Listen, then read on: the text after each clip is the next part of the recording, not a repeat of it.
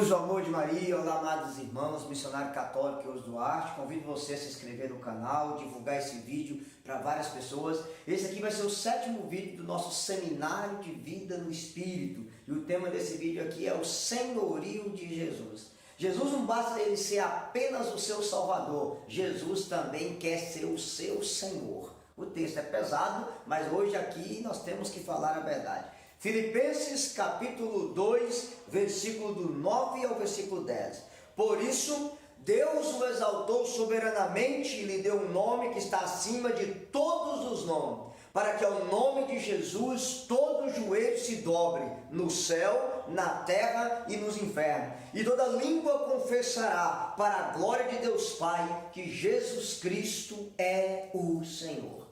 O que significa Jesus Cristo é o Senhor? A palavra Senhor em gregos é Kyrios. Kyrios significa dono. Ou seja, Jesus não quer ser apenas o salvador da sua vida, Jesus quer ser o dono da sua vida. E essa palavra dono em Kyrios, em grego, tem algum significado. Quer dizer que Jesus tem poder, domínio, direito e autoridade. Veja, quando eu estou declarando que Jesus Cristo é o Senhor, eu quero dizer que Ele é o dono da minha vida, que Ele tem poder, direito, domínio e autoridade sobre a minha vida. Aqui é uma coisa importante você saber, eu sei que é forte o que eu vou falar, mas eu preciso te dizer, o diabo aceita dividir você com Deus, mas Deus não aceita dividir você com o diabo. Jesus não quer 5% da sua vida, 10%, 50%, não, Jesus quer 100% da sua vida, Ele quer ser o dono, Ele quer ser o Senhor, Ele quer ter poder, domínio, direito e autoridade sobre a sua vida. Jesus não divide você com o diabo, Jesus não divide você com o pecado, Jesus não divide você com o mundo, Jesus não divide você com as baladas, Jesus não divide você com as ideologias. Com Jesus é tudo ou com Jesus é nada, e a escolha vai ser sua a partir desse vídeo. Ele não quer ser apenas o salvador da sua vida, Ele quer ser o dono da sua vida, Ele quer ter poder, domínio, direito e autoridade sobre a sua vida.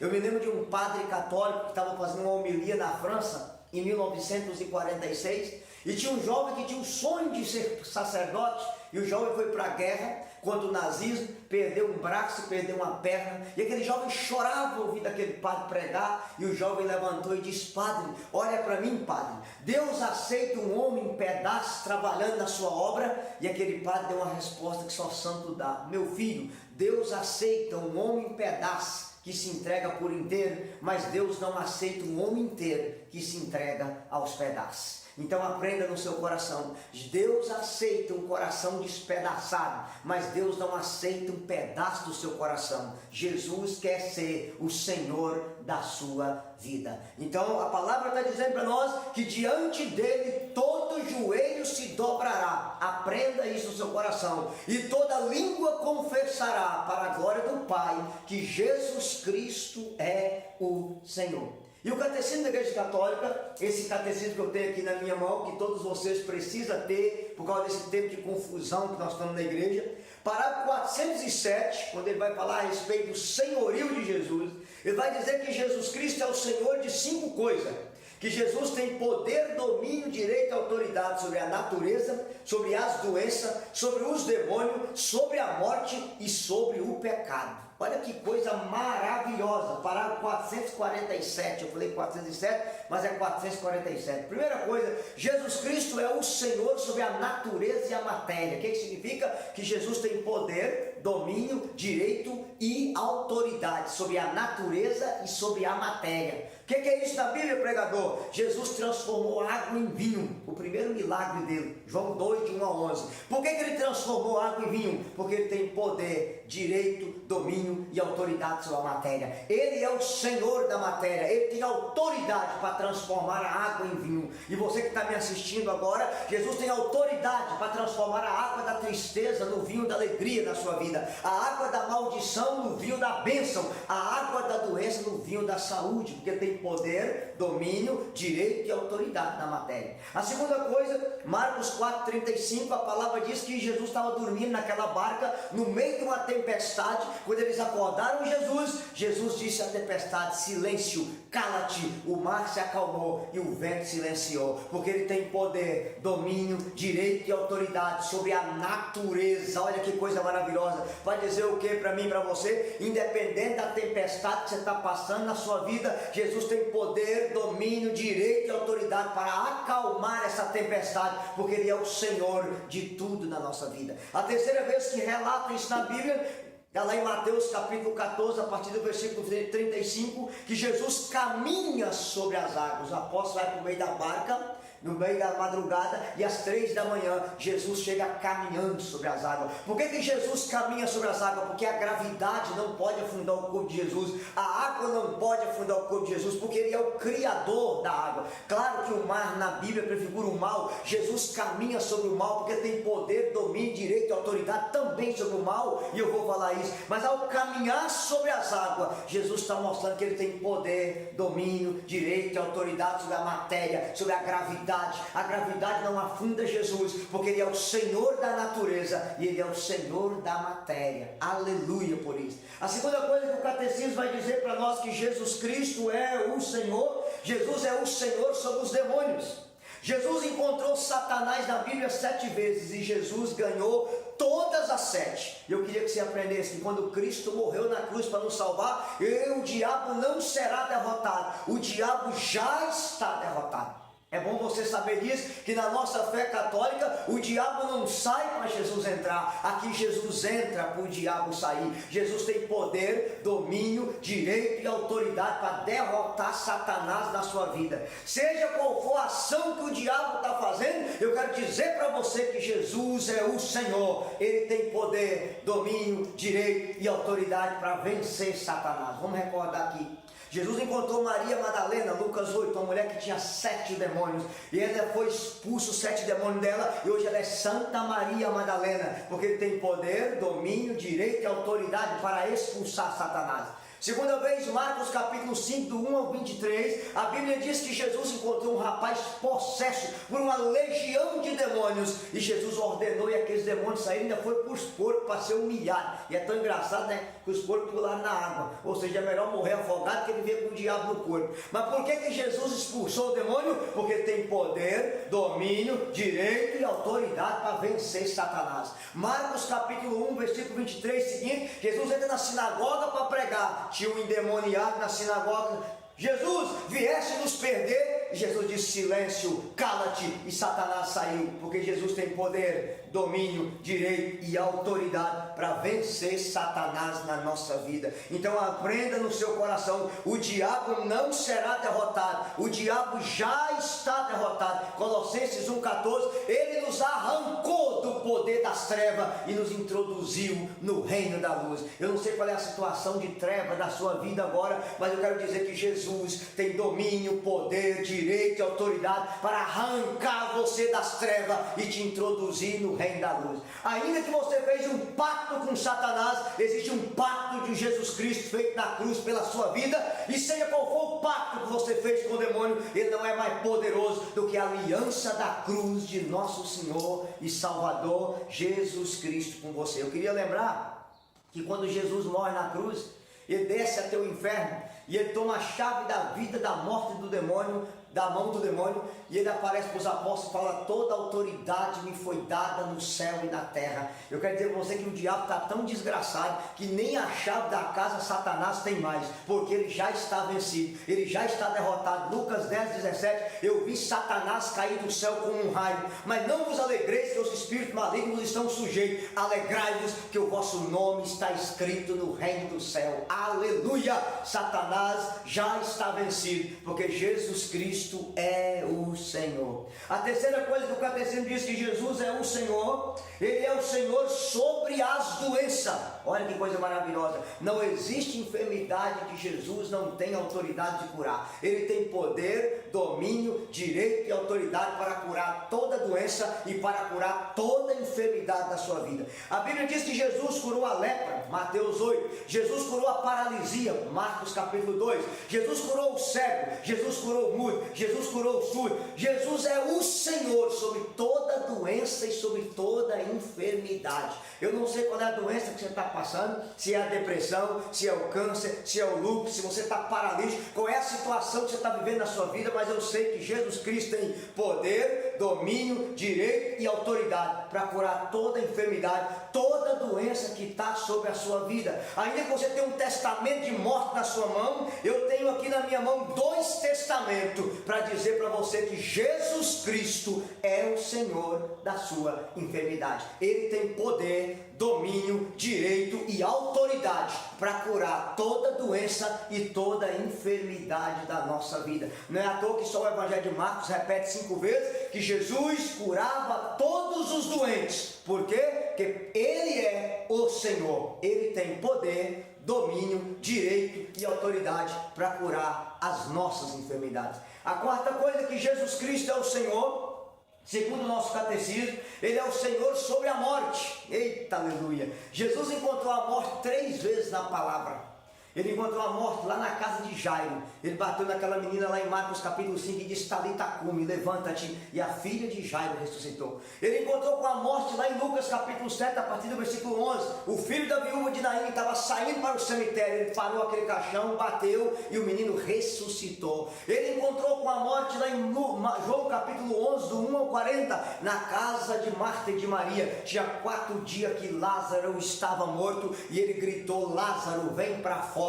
E Lázaro ressuscitou. Por quê? Porque ele tem poder, domínio, direito e autoridade sobre a morte. O nosso Jesus, ao 3º dia a pedra rolou, ao 3º dia a luz venceu as trevas, ao 3º dia a vida venceu a morte. Ele é o Senhor sobre a morte. Ele tem poder, domínio, direito e autoridade sobre a morte. A maior prova disso, que quando Jesus estava pregado na cruz, crucificado, não foi a morte que matou Jesus, foi Jesus que matou a morte. Quando Jesus falou: consumaste terrestre, tudo está consumado. Aprenda uma coisa no seu coração: quando uma pessoa é picada por cobra, o soro antiofídico que a pessoa usa, o médico usa para curar aquela pessoa, sai da própria cobra. Quando Jesus disse consumaste terrestre e deu o último suspiro, a morte de Jesus foi o soro antiofídico para matar a própria morte. Ele matou a morte com a sua morte e ele transformou a maldição da morte na bênção da nossa salvação. Santo Ambrósio vai dizer: ele preferiu morrer por mim do que viver sem mim. Ele morreu a minha morte para que eu vivesse a sua vida. Santo Ambrósio vai mais além: a morte nos devolveu aquilo que a vida havia perdido. Olha que coisa maravilhosa. E ao morrer e vencer a morte, Jesus tem poder, domínio, direito e autoridade sobre a morte. Na morte não venceu Jesus,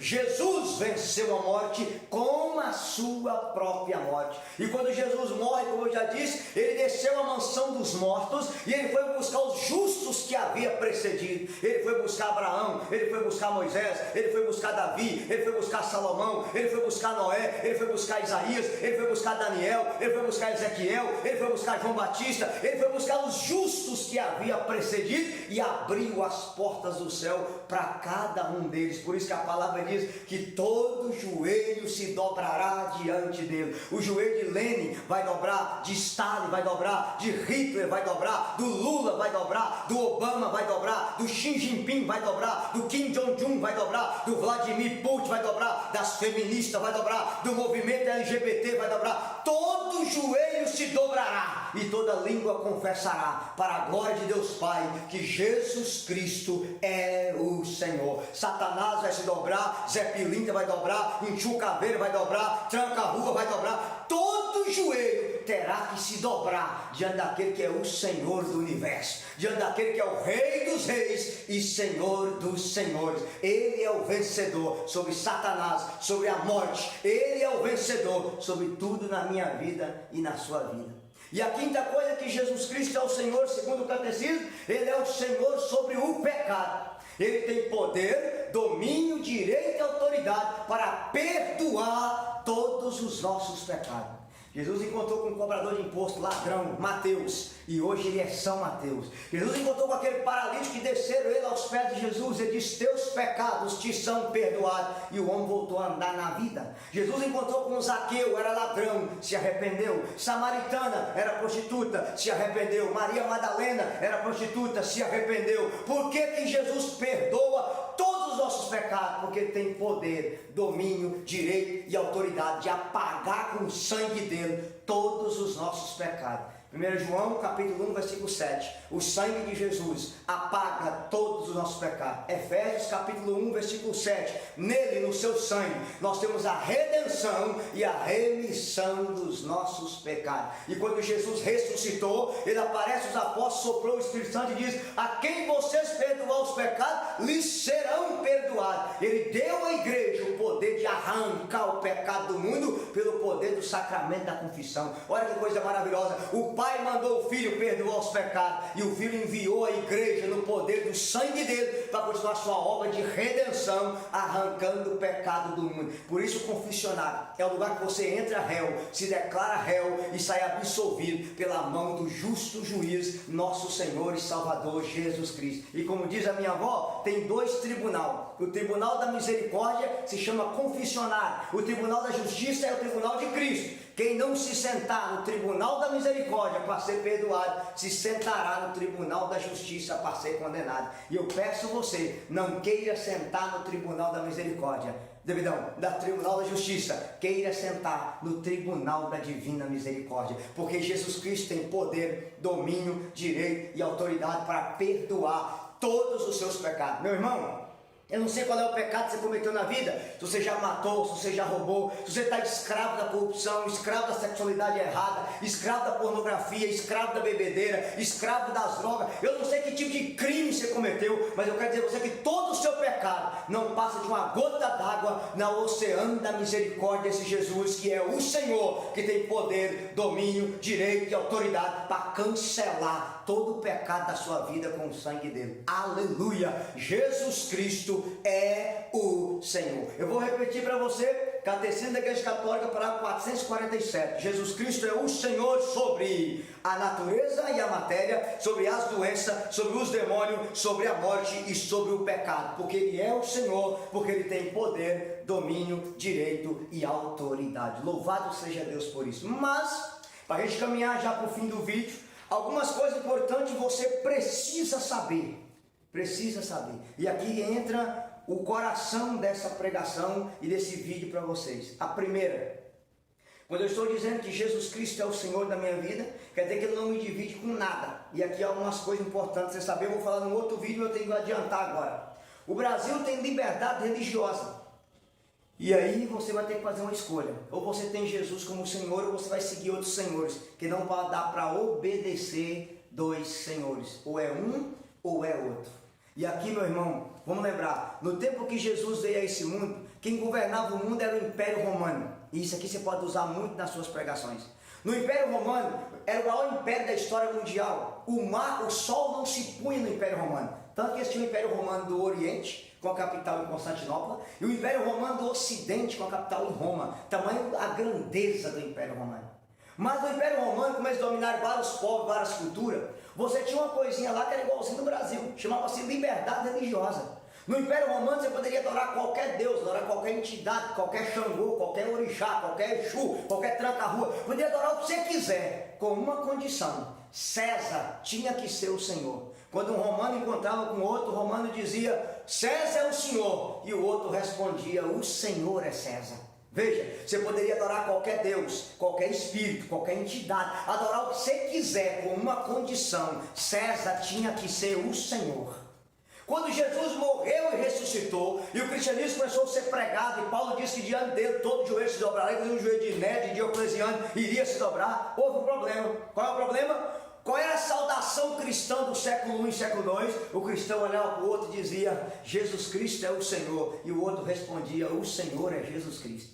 Quando ele encontrava um romano, e o romano dizia: César é o Senhor, o cristão dizia: não, Jesus é o Senhor é Jesus. Veja, essa palavra custou o pescoço de Pedro, o pescoço de Paulo, o pescoço de Tiago, custou o João no caldeirão de água fervendo, custou Timóteo no caldeirão de cal, custou os dentes de leão na vida de Santo Inácio de Antioquia, custou o fogo para Policarpo. Eles morreram por causa de uma única frase: Jesus Cristo é o Senhor. Veja, se eles tivessem Jesus só como Salvador, não teria problema, como profeta não teria problema, como Espírito iluminado não teria problema, como um anjo Miguel que ganhou um corpo na terra não teria problema, mas eles quiseram ter Jesus como o Senhor da sua vida. Eles não pregaram diálogo com os deuses romanos, diálogo com os imperadores, diálogo com Pachamama, diálogo com os orixá, diálogo com os Exu. Não! Pedro e Paulo pregaram uma única coisa: Jesus Cristo é o Senhor. E por causa disso, eles perderam a vida nesse mundo, mas ganharam a vida eterna. Eu peço a você, não dialogue. Jesus não pode ser comparado com Buda. Jesus não pode ser comparado com Tranca-Rua, com Orixá, com Zé Pilintra, com Exu, com Maomé. Jesus não pode ser comparado com Confúcio, nem com Gandhi, muito menos com Allan Kardec, muito menos com Chico Xavier, porque só Jesus Cristo é o Senhor. Essa é a nossa evangelização. Jesus Cristo é o Senhor, e diante dele todo joelho vai se dobrar, meu irmão. E essa era a pregação dos cristãos do século I, século II, século III. Eles não dialogaram com os romanos, eles só pregavam uma coisa. O romano dizia: César é o Senhor, e o cristão gritava: não, o Senhor é Jesus, Jesus é o Senhor. E aqui eu preciso, para mudar de assunto, dizer para você uma coisa muito séria, só para você entender. Os magos, os evangelistas foram escritos, os evangelhos foram escritos a partir da ressurreição de Jesus. Os magos vieram até Jesus guiados por uma estrela. Quando a estrela parou em cima deles, de Jesus, eles se dobraram diante de Jesus e o adoraram ali nos braços de Maria. E a palavra diz que, avisados em sonho para não voltar a Herodes, eles voltaram por um outro caminho. Ou seja, eles deixaram o caminho de César e passaram a seguir o único caminho, que é Cristo. Eles deixaram de ter César como Senhor e passaram a ter Jesus como seu Senhor. Quando Jesus entra em Jericó, havia um cego chamado Bartimeu que estava mendigando à beira do caminho. Veja, quando Jesus o encontra, o cego mendigava à beira do caminho de César. Quando Jesus o cura, a palavra diz que ele foi seguindo Jesus pelo caminho. Ele deixou de ter César como Senhor e passou a ter Jesus como Senhor. Ele deixou de mendigar no caminho de César para seguir aquele que é o único caminho e o único Senhor, que é nosso Senhor e Salvador Jesus Cristo. Saia do caminho do mundo, saia do caminho das falsas doutrinas e vem seguir aquele que é o único caminho e o único Senhor da sua vida, Jesus Cristo. A segunda coisa que eu queria lembrar para vocês, eu sei que é um pouquinho forte o que eu vou falar aqui agora, mas a gente precisa dizer isso. Tem muita gente que tem um problema sério. Se você sair lá, se tem o Império Romano, se tem a questão do Quírios, que era da Idade Média, dos senhores feudais. Agora vamos para a Inglaterra, gente. O vídeo está acabando, mas eu vou dizer isso para vocês. Até pouco tempo atrás, a rainha da Inglaterra era Elizabeth. Se você fosse na Inglaterra, cada rua tinha um outdoor em homenagem à rainha. A moeda inglesa tinha a foto da rainha. As ruas eram homenagem à rainha. Tudo tinha rainha. Só que tem um detalhe. Embora Elizabeth era a rainha da Inglaterra, na Inglaterra Elizabeth não mandava nada. Porque quem manda na Inglaterra é o parlamento e o primeiro-ministro. A função de Elizabeth é só assinar o que o parlamento e o primeiro-ministro faz. Qual é o problema de nós católicos? Tem muita gente aqui que está vendo esse vídeo que fala que Jesus Cristo é o meu Senhor, mas trata Jesus igualzinho a rainha da Inglaterra. Você fala que Jesus é o Senhor, mas quem manda na sua vida é você. Jesus é o Senhor, mas quem manda no seu tempo é você. Jesus é o Senhor, mas quem manda nas suas roupas não é Jesus, é você. Jesus é o Senhor, mas quem manda no seu celular é você, não é Jesus. Jesus é o meu Senhor, mas eu faço da minha vida o que eu quiser. Tem gente que trata Jesus igualzinho a rainha da Inglaterra. Fala que Jesus é o Senhor, mas escreve as leis e manda Jesus assinar. Faz o que acha que é certo e manda Jesus. Não, meu irmão. Jesus não pode ser a rainha da Inglaterra da sua vida. Ele tem que ser o Senhor. Quem escreve as leis é Ele. Quem manda é Ele. Quem governa é Ele. Quem faz as coisas é Ele. E você tem que ser submisso a Ele. Aprenda uma coisa. Não é Jesus que tem que mudar o evangelho para agradar você. É você que tem que mudar a sua vida para agradar o senhorio de nosso Senhor Jesus Cristo.